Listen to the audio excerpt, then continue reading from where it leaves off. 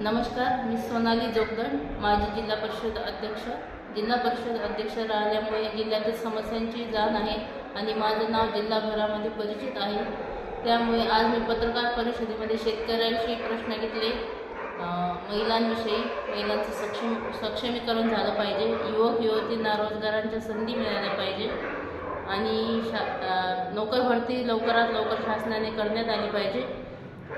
हे या विषयावर आज पत्रकार परिषद आयोजित केली होती आणि मी काँग्रेसकडून तिकीट मागत आहे विधानसभा लढण्यासाठी आणि पक्षाने माझ्यावर विश्वास ठेवून जर मला उमेदवारी दिली तर मी निश्चित विजयी होऊ शकते याची मला शाश्वती आहे.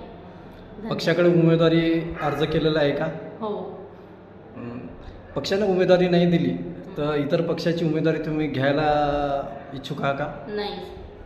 म्हणजे महाविकास आघाडीला तुम्ही समर्थन करण्यात सज्ज आहात.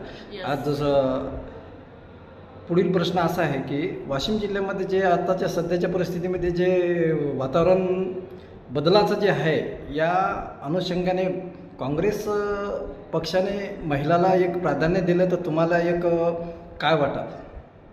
महिलांना प्राधान्य दिलं तर आपल्या मतदारामध्ये 50% महिला आहेत, तर त्या महिलांना महिलाविषयी सहानुभूती राहील आणि मतदानाचं प्रमाण वाढेल महिलांकडे आणि महिला उमेदवार निवडून येतील. धन्यवाद. वाशिम जिल्हा प्रतिनिधी शंकर पाटील खंडारे.